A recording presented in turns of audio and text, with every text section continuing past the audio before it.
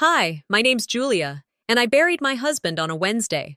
By Sunday, I was sitting at my nephew's christening, trying to breathe, when my mother stood up and gave a speech that erased me from our family. Not ignored, erased. The house Jacob and I built? Gone. The marriage we shared? Stripped from the records like it never existed. And my sister? She named her baby Jacob Jr. But the worst part? They didn't yell. They just smiled and rewrote the story. Without me. So tell me, what would you have done? I parked 3 blocks away from the church, not because I had to, but because I needed the walk. Savannah in early spring always had that thick, quiet air, the kind that made your skin feel like memory. It was a short walk, but my heels tapped too loudly against the sidewalk, echoing back at me like the silence I'd grown used to. As I approached the old church, nothing about it felt welcoming. The red bricks were still warm from the morning sun, and the oak doors stood wide open, as if they expected someone else. Not me. Inside, people whispered. That southern kind of whisper. Soft on the ears, sharp on the soul. Eyes glanced, then turned. Some offered tight smiles, the kind that belonged more to a stranger's funeral than to mine. I scanned the front pews. There they were. My mother, Morticia, with her posture like she'd been carved out of stone, and Celine, radiant as ever, in a white dress that made her look more like the grieving widow than me. Between them sat an empty space, just enough for one. But it wasn't for me. I didn't make a fuss. I didn't ask. I walked to the back and found a seat next to the exit, close enough to smell the eucalyptus in the funeral wreaths, far enough to be forgotten. Jacob had always said he wanted jazz at his funeral. None of that organ nonsense, he'd laugh. If they're gonna cry, at least let it be to Coltrane. But today, the air was thick with organ notes, slow, mournful, almost punitive. It didn't feel like a goodbye. It felt like a revision. Morticia rose to speak. I didn't expect warmth, but the chill in her tone still surprised me. Jacob was a blessing to our family, she said, voice measured, every syllable precise. He brought strength, dignity, and legacy to the Harrisons. No mention of me. She spoke of Jacob's generosity, how he had helped renovate the old family home, how he took care of their legal matters, even helped Celine set up her nonprofit. But she never once used the word husband, not Julia's husband, not her partner of 11 years. It was like I didn't exist. Celine dabbed her eyes, holding her son on her lap like a prop. He gurgled at the wrong moment, drawing a light chuckle from a cousin in the second pew. It stung more than it should have. Maybe because in that moment, I wasn't Jacob's wife. I was just some woman in the back row. Behind me, a soft voice whispered, "Who's that lady sitting alone?" I didn't turn. I didn't need to. They're rewriting history, I thought. And I'm not in the new draft. After the service, I didn't linger. There were hugs, quiet condolences, some deliberately avoided eye contact. Morticia didn't look my way. Celine gave me a smile so polished it could have come from a magazine spread. I drove home with both windows down, letting the wind take whatever grief was still clinging to me. The next morning, I was still in my robe, sipping lukewarm coffee, when my phone buzzed. And a text. No name, just Celine. Hey, don't forget the christening. Sunday. Dress light. We'll seat you with the kids. No, how are you holding up? No, thanks for coming yesterday. Just a command. I stared at the screen for a full minute before putting the phone down. I didn't reply. An hour later, I picked it up again and typed a single word. Sure. I didn't go for them. I went for me. Jacob once told me, family's messy, show up anyway. So I did. Not for the photo ops, not to appease anyone, but to remind them that I wasn't invisible. At the boutique, I passed over every black dress. Instead, I chose a muted lavender, soft, quiet, unassuming, something that said, I'm here, without begging for permission. That Sunday, I stood in front of the same church mirror, adjusting my neckline, brushing back a strand of hair that refused to stay. I didn't recognize the woman staring back. Not a widow, not a daughter, just Julia. They can try to erase me from his death, I whispered, but they'll have to kill me again to take me out of my life. And when I walked into that church the second time, I had no idea what my mother was about to announce. The same church, same brick steps, but this time I knew better than to expect space. I arrived 15 minutes early, thinking maybe this time I'd get to choose my seat instead of taking what's left. But as I stepped inside, scanning for a program or some kind of order list, my name wasn't anywhere. Not on the pew markers, not on the welcome board, just missing. A young usher approached me, looked like he was barely out of college. "Are you here with Celine's team?" "No," I said, pausing just long enough to watch his expression shift. "I'm her sister." He blinked. "Oh, right. We've got room near the, He gestured vaguely toward the side of the sanctuary, where a few folding chairs had been added near the restroom hallway. I nodded, more to myself than to him. Perfect. As I made my way over, a little girl tugged at her mother's skirt, whispering, "Is she the one who brings the cupcakes?" Her mom shushed her, but not before my ears caught every syllable. I sat down, knees together, hands folded neatly in my lap. My dress, lavender again, safe, neutral, blended into the floral cushions like camouflage. From where I sat, I could see the back of Morticia's hat and the curve of Celine's white dress, already perfectly styled for photos. I kept my gaze forward, but I heard the murmurs behind me. Didn't her husband just die? Why would she come today of all days? She's not family, really, not anymore. The words weren't shouted, but they didn't need to be. Whispers can gut you just as well, and unlike the organ from the funeral, these voices carried no reverence, only judgment. Still, I stayed. The christening began. The organ returned, less mournful this time, almost celebratory. The baby cooed somewhere up front. Cameras flashed. People smiled. And in the middle of it all, I became invisible. Celine paraded the baby down the aisle like she was crowning a prince. She looked glowing, radiant even. Her husband, tall and photogenic, walked beside her with the proud stance of a man who had secured his legacy. I clapped because it would have been obvious not to. But inside, I felt like a coat hanger, present, but never meant to be noticed. Morticia beamed as she took her place beside Celine. The moment the pastor handed the baby back, she held him high, not with grandmotherly softness, but with announcement. "The next generation," she whispered to the woman beside her. Pastor Alifair began the blessing. His eyes briefly found mine, but he said nothing. No nod, no subtle acknowledgement, just the same measured tone he always used for difficult families. Then Celine's husband took the mic. "I want to thank everyone for being here today. Family means everything to us, and we're especially grateful to my mother-in-law, Morticia, who's been a rock in this transition." A few people turned to glance in my direction. No one said it, but I felt it. Where's Julia in all this? Nowhere. I wasn't even a footnote. When the ceremony ended, we all shuffled into the reception hall. It was decorated like a southern wedding, peach linens, hydrangeas, silver place cards. I avoided the center tables and found a seat at the edge, near the kitchen doors. Then Morticia stood, holding a flute of champagne. Her voice cut through the chatter. "I want to raise a toast," she said, "to the only remaining Harrison legacy, our future." I turned, stiff. She continued. "After careful thought and discussion, we've updated the estate plan. From now on, everything will pass directly to my grandson. It's time the family name lives on." She said it like a declaration, not a legal update, not a personal choice, a verdict. Applause followed, light clinking of glasses. A few heads turned toward me, unsure whether to smile or look away. I sat frozen. Everything? I mouthed the word but couldn't speak it. The choice of words wasn't casual. "We've updated." Not I, which meant Celine was involved, maybe even initiated it. I looked toward her. Nothing. She avoided my eyes, focusing on dabbing the baby's chin with a monogrammed cloth. I realized something then. This wasn't about grief. It wasn't even about inheritance. It was about rewriting. I wasn't just being excluded, I was being erased. They didn't just sideline me, I thought. They buried me again. I didn't scream. I didn't make a scene. I stood.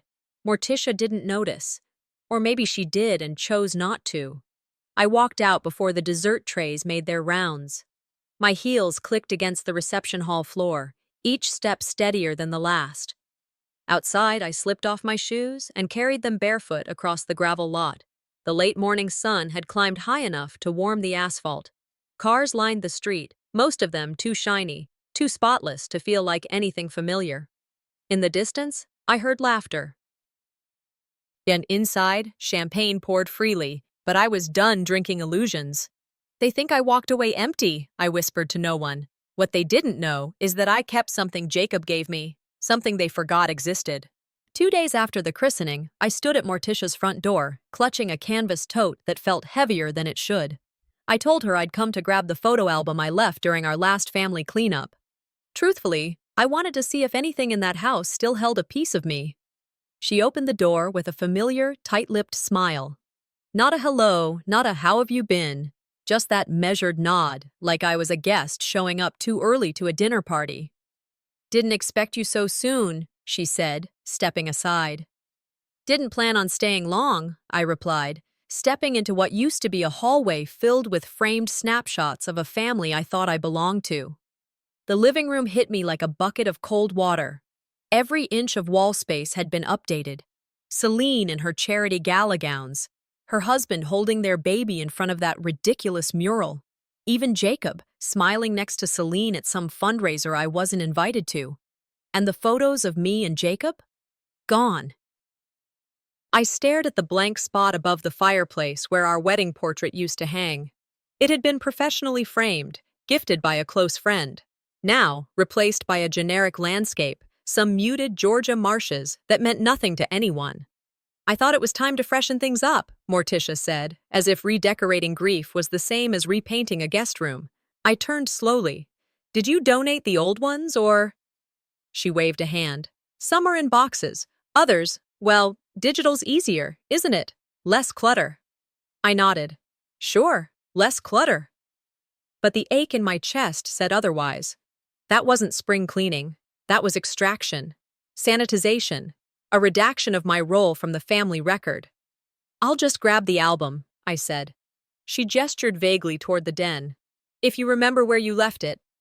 As I walked down the hallway, a whiteboard caught my eye. Family support responsibilities. In neat handwriting, each family member had been assigned tasks, hosting duties for Grandma's birthday, church bake sales, coordinating Thanksgiving. Even second cousins had bullet points. My name wasn't there. I studied it for a moment longer than I should have, then said, "Guess I'm off the hook." Morticia, appearing behind me like a ghost, replied flatly, "Well, I assumed you'd want some space after everything." Did anyone ask what I wanted? She blinked slowly. "You've always been independent, Julia. I figured you'd prefer your own lane." I smiled, but it didn't reach my eyes. "Yeah, my own lane, right out of the picture." She didn't argue. She didn't apologize. Back in the den, I found the album where I remembered leaving it. It was still on the shelf, spine cracked from years of use. I slid it into my tote, fingers hesitating as I caught sight of a loose page inside. When I opened it, something felt wrong. 5 pages were missing. Not blank, removed, each gap neatly torn from the spine, careful not to damage the binding, as if whoever did it didn't want to destroy the book. Just edit it. I flipped through quickly. My birthday at the lake, gone. Our anniversary dinner where Jacob surprised me with a first edition of my favorite novel, gone. That photo of him, drenched in rain, laughing so hard his eyes disappeared into crow's feet, gone. I turned to Morticia, who stood in the doorway sipping tea like she'd been there all along. "These pages are missing." She didn't flinch. "Some of those were duplicates. You won't miss them." "I already do." She shifted her weight but didn't respond. I waited. Nothing came. I zipped the tote, walked out of the den, and headed for the front door. "Tell Celine," I said without turning, "that I didn't know there were 4th of July plans." "Julia, I assume you'll put me on the next whiteboard if you need someone to bring napkins." The silence that followed wasn't tense. It was hollow, like a drum no one remembered how to play. I left the house without saying goodbye. That night, I poured a glass of wine and spread all my photo albums across the living room floor. Some were old, from my college days.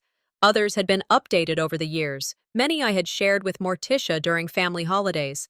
I flipped through them one by one, comparing what I had with what I remembered leaving behind. The pattern emerged slowly, like fog lifting off a river. More missing photos. All the ones that had once been in Morticia's hands.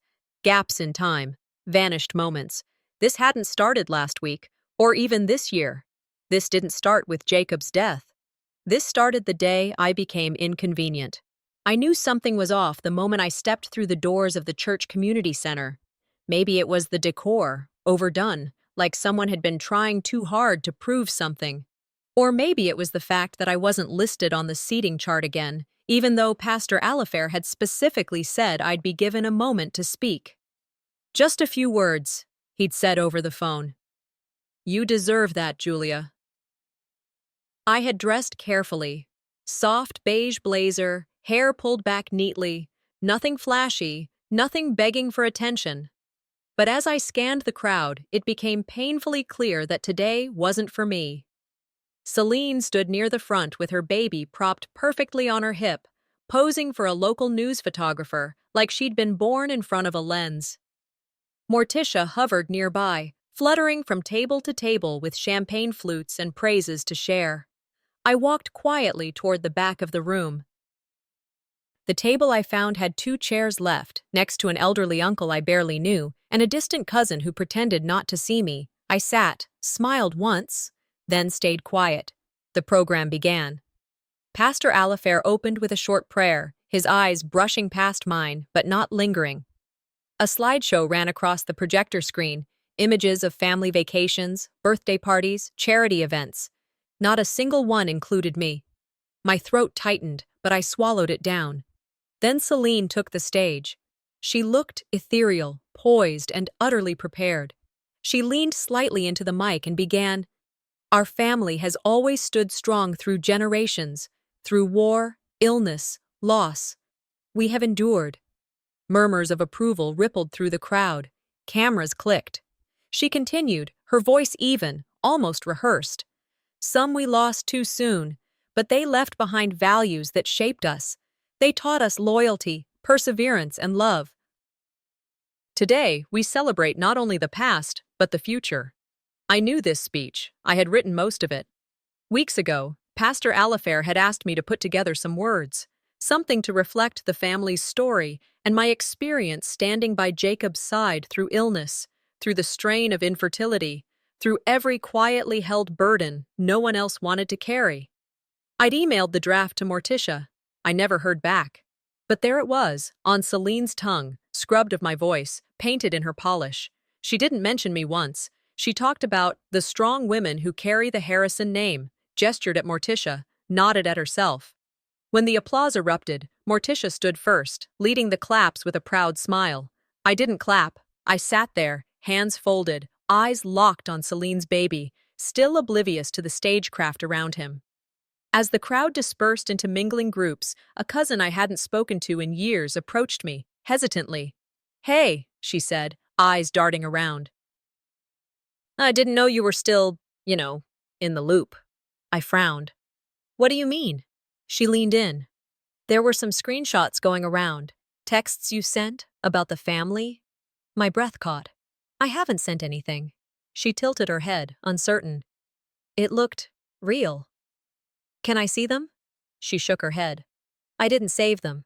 Just heard about it through Trina." Trina. Of course. One of Celine's closest friends and her unofficial PR machine. I left the table, made my way toward Morticia, who was laughing over shrimp cocktail with 2 church ladies. I waited until she noticed me. "Julia," she said, as if nothing had happened. "You didn't finish your salad. Have you been sharing my messages?" She raised an eyebrow. "Excuse me?" "I'm hearing that people saw texts from me, things I didn't write." Morticia sipped her drink. "You've been under a lot of stress lately. Maybe you forgot." I stared at her. "You're saying I imagined it?" "I'm saying grief plays tricks. We all say things we don't mean when we're hurting." I didn't argue. I didn't explode. Instead, I left.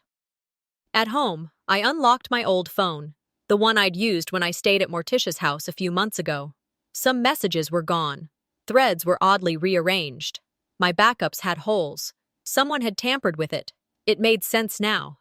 I remembered Celine borrowing it just for a call one evening when hers had died. She had smiled that perfect, effortless smile and said, "I'll only need it a sec." That's all it took. The story was already out there. Julia, the bitter widow, the one who resented her sister's happiness, the one who was too fragile to be trusted. They were rewriting me again, and this time, digitally, but I wouldn't play into their hands.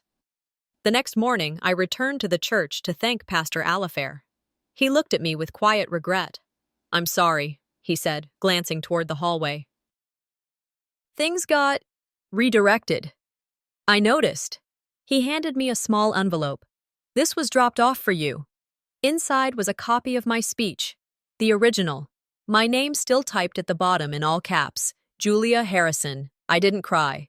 Instead, I hugged him lightly, said thank you, and left. Outside, I called a ride instead of walking. I sat in the back seat, silent, as the car rolled through the sun-dappled streets. They want me to explode, to confirm the story they've written. I won't. They can have the microphone today, but they won't see what I'm preparing. Because Jacob didn't just leave memories. He left receipts.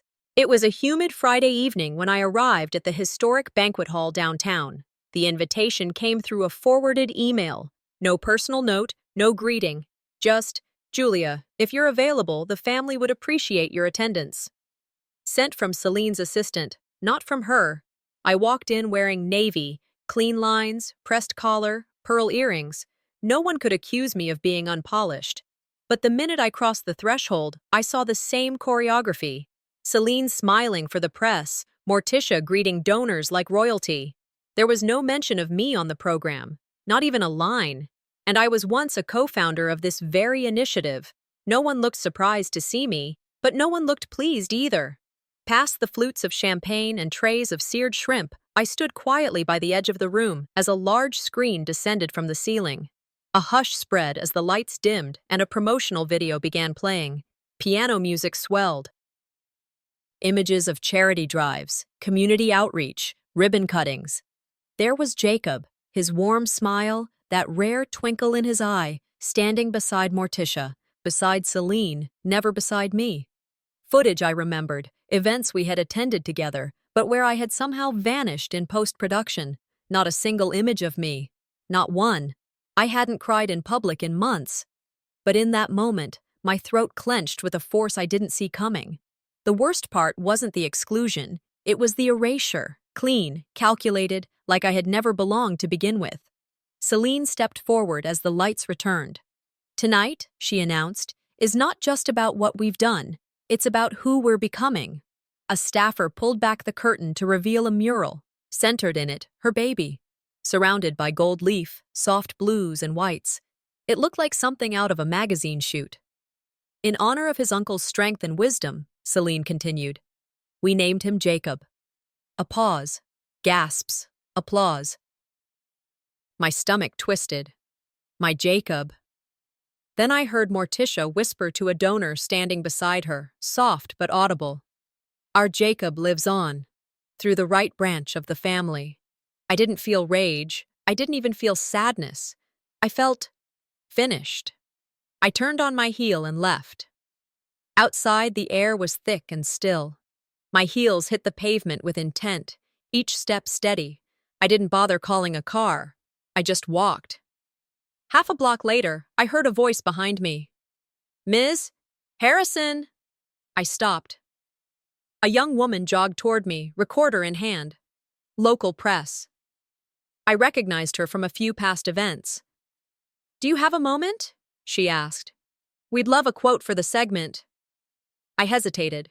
Then I looked straight at her lens and said clearly, "Legacies aren't built by who gets photographed. They're built by who stood beside you when no one else did." She blinked, surprised, then nodded quickly. "Thank you." That clip aired with the mural reveal, edited side by side. It went viral within hours. My inbox lit up with messages. Most supportive, a few accusatory, some confused. Late that night, my phone rang. Morticia. Are you proud of yourself? She demanded. No, hello. I didn't plan the coverage, I said evenly. You humiliated your sister.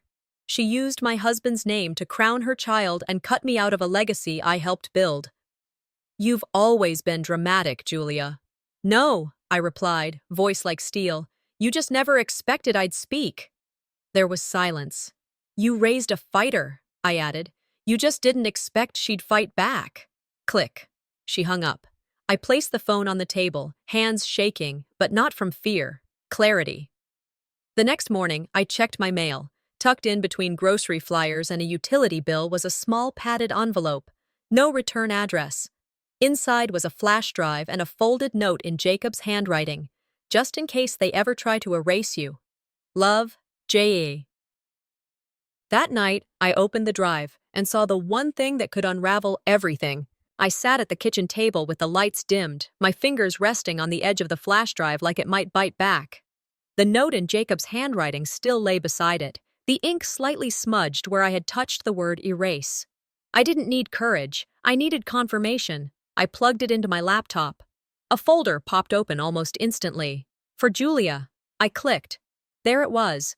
A scanned document. Jacob's will, dated, signed, with my name in bold. Co-heir, sole executor in the event of his passing. Not Morticia. Not Celine. Me. My chest tightened. The next file was an email thread. Dozens of forwarded messages between Jacob and his attorney, some with Morticia copied in. Lines highlighted. Discussing estate restructure. Julia unaware. Push transfer to trust by end of quarter.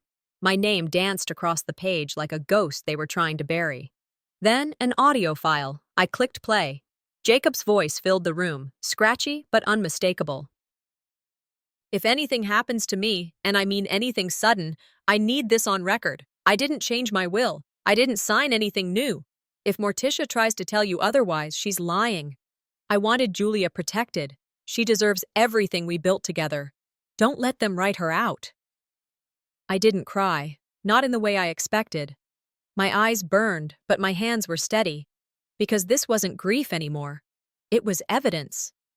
He tried to protect me even from the grave, I whispered.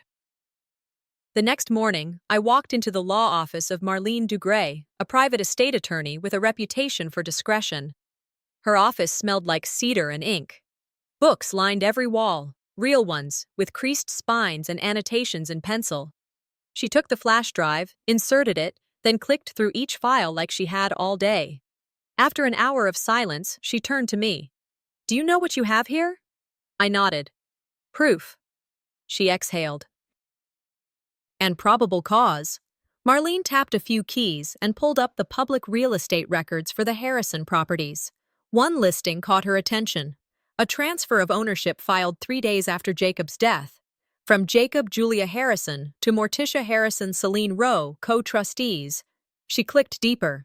No notary. Signatures wobbly. Dates inconsistent. She turned the screen to me. This is challengeable. And frankly, it looks forged. I stared at the screen.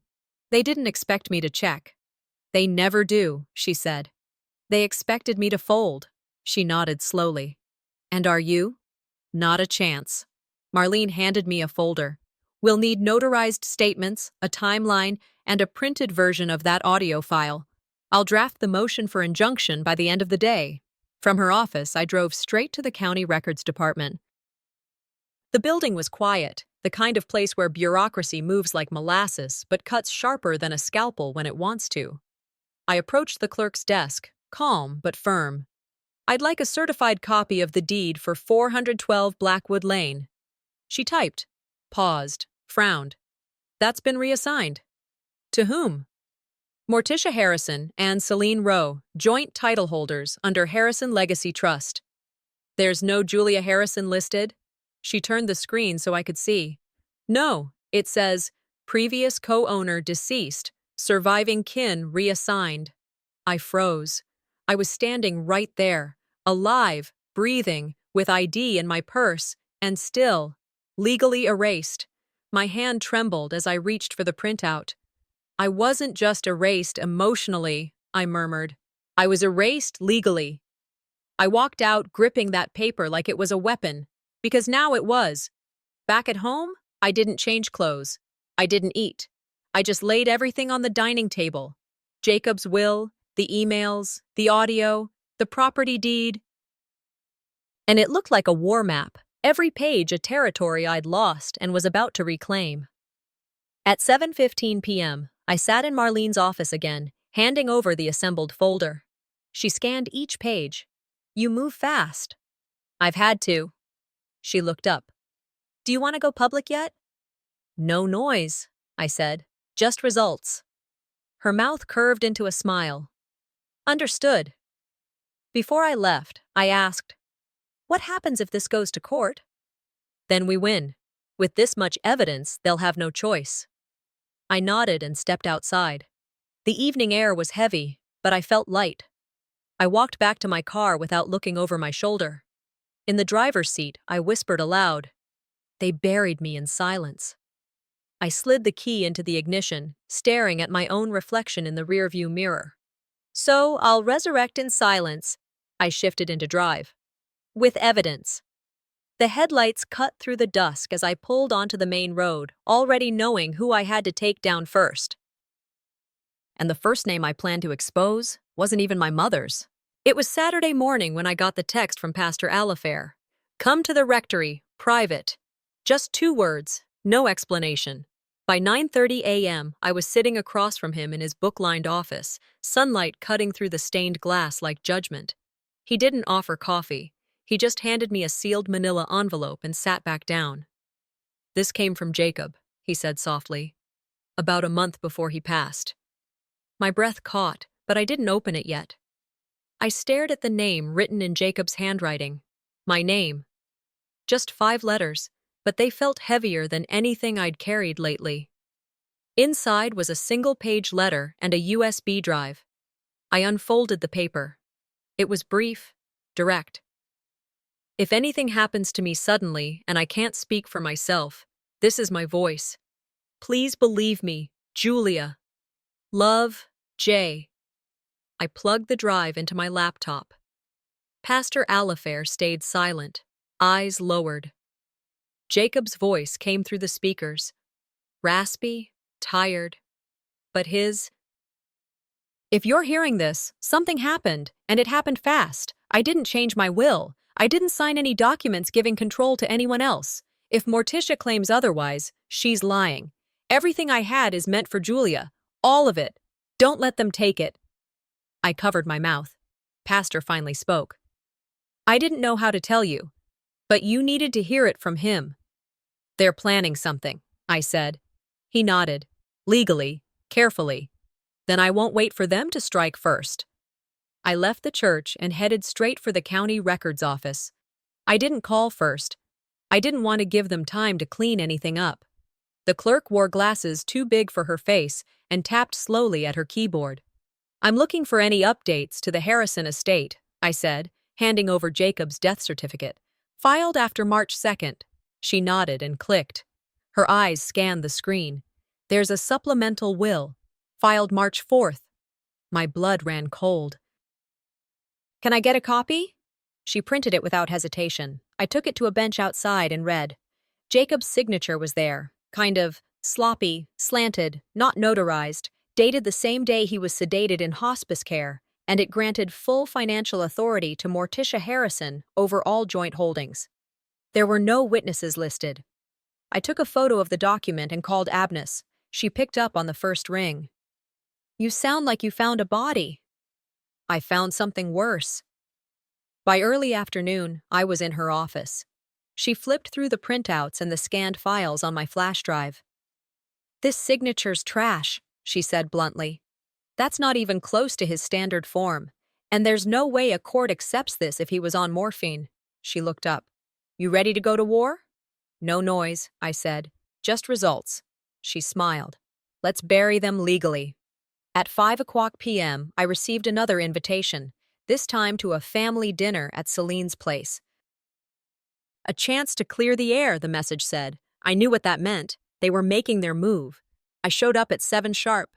Morticia, Celine, and three of their closest enablers sat around a gleaming table set like a Thanksgiving centerpiece at fun, crystal, candles, and curated smiles. "We're glad you came," Celine said sweetly. Morticia poured me a glass of wine. "This doesn't need to be messy." I raised an eyebrow. "What are we resolving?" Celine slid a folder toward me. "Just a peaceful release, so we can move forward. It's what Jacob wanted." I opened it. A legal release form. I sign. They keep everything. "He told Mom everything," Celine added. "He said it was time to consolidate. He didn't want things complicated." "Interesting," I said, folding the paper neatly. "Then why did he record a message for me?" Morticia's face twitched. "What message?" I pulled the flash drive from my pocket, held it between my fingers like a coin. "This one. His voice. His words. Dated before your supplemental fiction." Celine's smile cracked. "I'm tired of being polite," I said. "You want peace? Then you get the truth." I slid the drive across the table. I didn't press play. I didn't need to. They all stared at it like it might detonate. I stood. "No more dinners. No more air clearing. I know what you did." Morticia reached for the drive. Her hand shook. "You think you're the only ones with copies?" I asked. Then I turned and walked out, not even waiting to hear what came next. They weaponized grief. I'm about to weaponize memory. I knew what was on that drive. What they didn't know was, I had copies. The invitation came on letterhead. Heavy cardstock, embossed in gold, as if a fancy font could undo the last 3 years of betrayal. "You are cordially invited to a family reconciliation dinner," it read, signed by Celine. I laughed when I read it. Not because it was funny, but because the audacity was almost impressive. Still, I said yes, not because I believed them, because I knew exactly what I was walking into. Before leaving, I pulled out the second flash drive and dropped it into my purse. The first was already in a padded envelope, addressed to Abnus, my attorney. Just in case. I replayed Pastor Alifair's warning in my mind. If they feel power slipping, they will go public, not with truth, but with spectacle. He wasn't wrong. That's how they operated. Curate the moment, spin the story, silence the dissent. But tonight, I wasn't showing up to be quiet. When I stepped into Celine's house, the first thing I noticed was the staging. Candles on the staircase, a curated playlist humming softly in the background. The dining table was decked like a spread in Southern living, rosemary bundles on each plate, engraved napkin rings, wine, chilling in crystal buckets. Morticia greeted me with a thin smile. "Julia," I nodded. "Morticia." We didn't hug. That era had passed. I was ushered to the far end of the table, 2 seats from the kitchen door. Far from the guests of honor, just close enough to the exits. I scanned the room. Cousins, 2 church ladies, and a man I recognized as a local estate attorney. He was shaking Morticia's hand like they were about to close a deal. Dinner began with a prayer, led by Celine's husband, who recited a scripture about unity that made my skin crawl. Morticia clinked her glass. "Tonight, we turn a page. No more tension, no more division, just healing." I sipped my water. She was laying the foundation. By the second course, lamb and asparagus, Celine stood.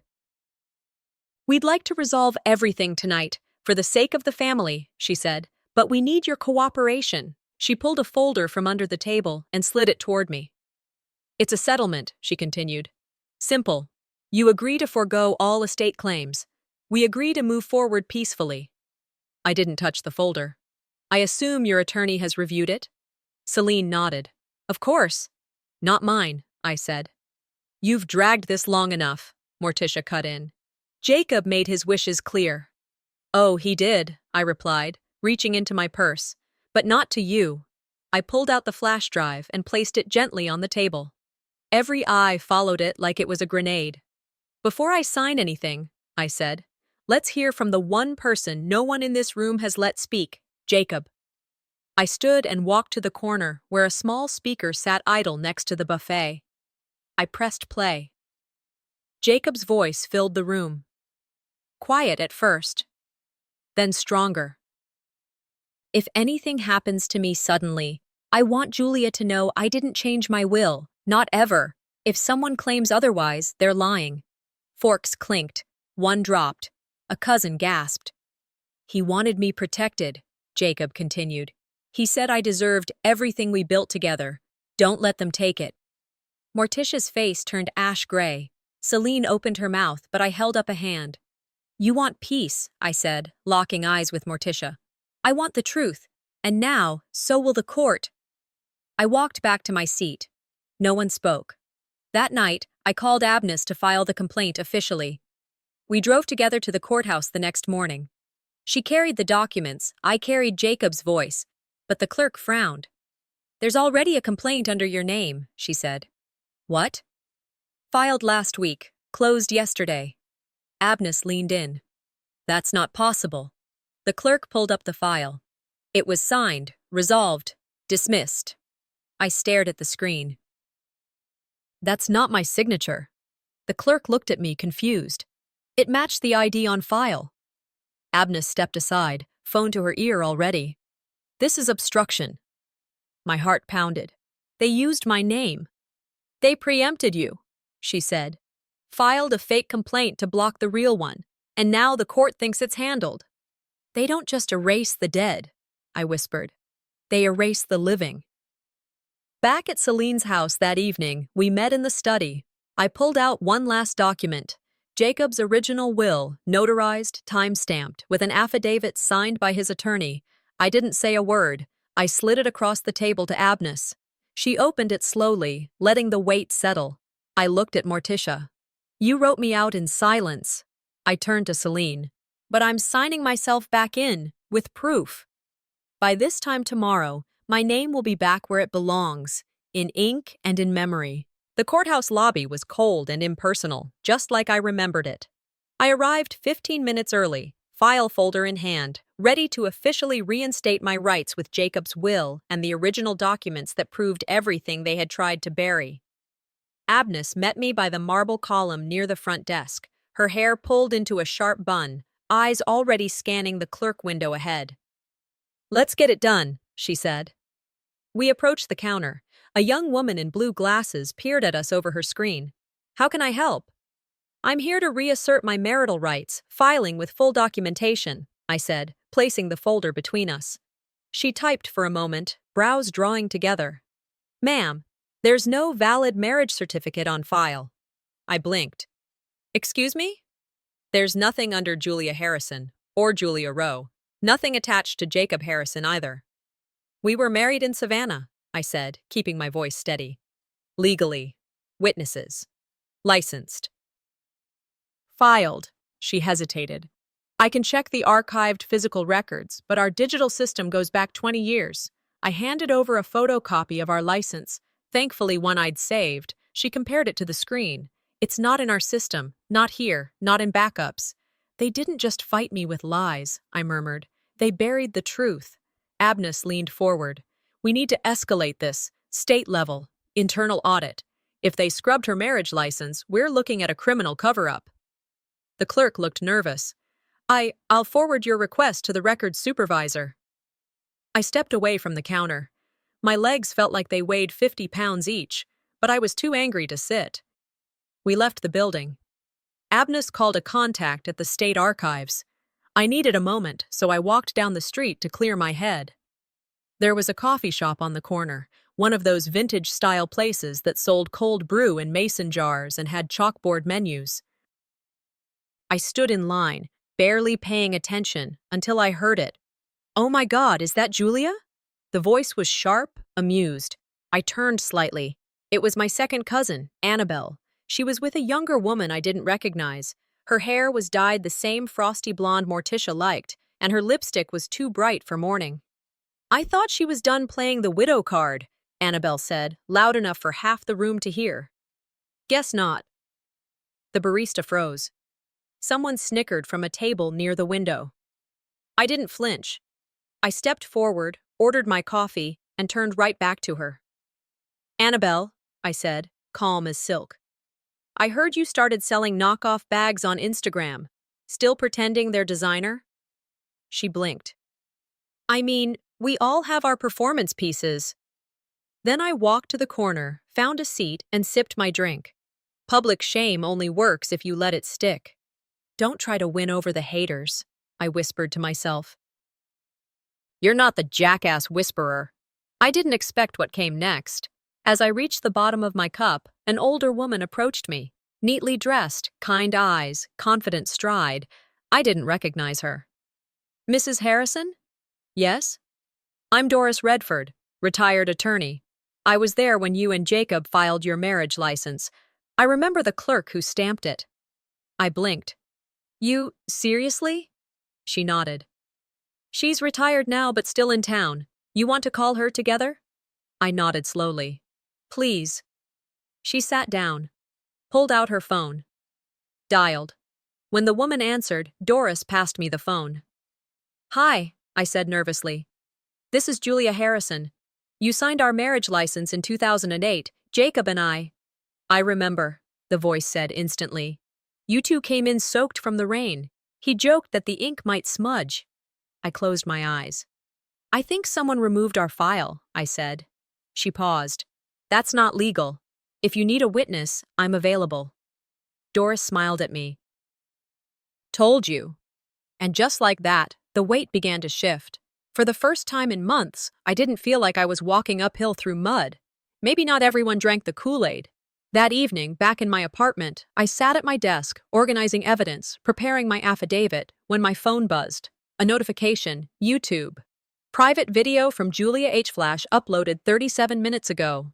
I didn't upload anything. I clicked the link. My heart jumped to my throat. It was the full audio recording of Jacob's testimony, the one I had played at the dinner table, only this time it had a title, The Real Voice of Jacob Harrison. It already had over 6,000 views. I called Abness. I didn't upload it, I said. I didn't either, she replied. But we can't take it down now. It's out. Panic rose in my chest. Then I read the top comment. She deserved better. Let her speak. I stared at the screen, mouth open. If truth was a wave, it just crashed through the front door, and I didn't even open it. The sun hadn't yet burned through the Savannah haze when I arrived at the courthouse. No makeup, no jewelry, just a clean navy suit and black flats. I didn't come to perform. I came to finalize. A small cluster had gathered outside, murmuring near the press vans. A few held signs. We believe Julia. I spotted Mrs. Redford by the steps, her posture proud, a calm hand raised in acknowledgement. Behind her stood a few familiar faces from church. People who had once looked through me now looked toward me. Abness approached from the parking lot, arms full of folders. She didn't speak at first, just handed me a coffee, nodded. Today, she said, they hear the truth, in your voice and his. We walked up the stone steps side by side. Every click of my heel felt like punctuation. No more commas, no more pauses, just full stops. Inside, the courtroom buzzed. Press along the back wall. Legal teams filing in. Morticia and Celine arrived in silence, eyes locked forward, flanked by a man in a gray suit with too perfect hair, probably flown in. They didn't look at me. They didn't have to. The judge entered, and the air changed. Abness stood. Your Honor, we respectfully submit new evidence, video testimony from Jacob Harrison, time-stamped and verified, along with supporting documentation and affidavits from both legal and notary officials. The judge nodded. Proceed. The video played. Jacob's voice echoed through the chamber, calm and clear. I never changed my will. If anyone claims I did, they're lying. Julia is my wife, my only executor. What we built is hers. Every head turned. Morticia froze. Celine clenched the arms of her chair so tightly her knuckles paled. Then came the documents, proof of forged signatures, discrepancies in date logs, testimony from Doris Redford and the retired courthouse clerk who still remembered us soaked in rain. Celine tried to interrupt. Your Honor, with all due... The judge raised a hand. Miss Rowe, you will remain silent unless asked to speak. I didn't look at them. I watched the jury, not out of hope, out of certainty. The verdict came after only 15 minutes. This court recognizes Julia Harrison as the sole lawful beneficiary and executor of Jacob Harrison's estate. All supplemental documents submitted post-mortem are hereby nullified. Furthermore, an investigation into potential fraud will commence immediately. Gasps, whispers, reporters scribbling. The gavel struck. Done. Outside, the sunlight had turned warm. A reporter stepped forward. "Julia, do you have any comment?" I paused, adjusted my cuff. "I didn't fight to win," I said. "I fought because I was never supposed to lose." Mrs. Redford gave a slight smile. Pastor Alifair stood near the courthouse door, arms crossed, nodding like he knew this was always the ending. Justice wasn't loud. It was absolute. That evening, I sat on the porch of the house Jacob and I once called home. Rain tapped on the roof, steady and slow. The garden he planted had survived everything: neglect, shade, bad soil. It just kept growing. My phone buzzed, an email from the records office. "Your legal name has been fully restored to the deed." I didn't cry. I didn't even smile. I just closed the message and looked at the table beside me. A white envelope still sat there. Jacob's last letter. I hadn't opened it. Maybe tomorrow. I whispered into the rain. But tonight, I just want to exist without being erased. The letter from the court arrived on a Tuesday. A plain envelope, no weight to it, but the content changed everything. Final confirmation. Reinstated, uncontested, legally binding. I stood in my kitchen, holding it between my fingers like a ribboned award. But it didn't feel like a victory. Outside, the garden Jacob planted had come alive. Cabbage roses in full bloom, the hydrangeas already fat with color. I stepped out barefoot, walking the stone path slowly, letting the morning sun soak through my shirt. For the first time in years, I noticed how much of this place still carried him. His decisions lived in every shrub, every stepping stone. A neighbor across the fence waved. "Good to see you out, Julia." I nodded. "Good to be out." The wave wasn't laced with pity anymore, just presence. Inside the mailbox was a small handwritten envelope from Pastor Alifair. "Truth won. Now comes peace, but peace looks different for everyone. Don't mistake silence for weakness or resolution for forgiveness. Keep your roots. Stay grounded."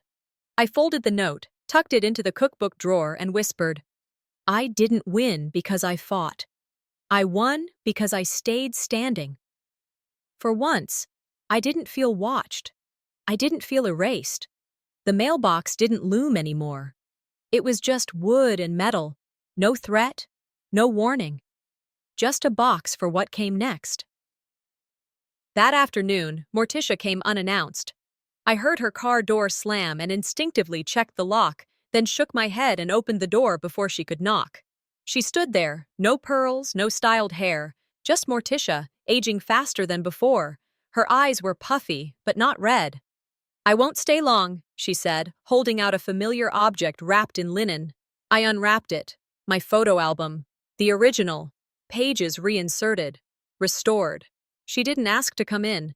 She sat on the porch swing, knees together, hands clasped like she had something rehearsed. "I told myself I was protecting the family," she started.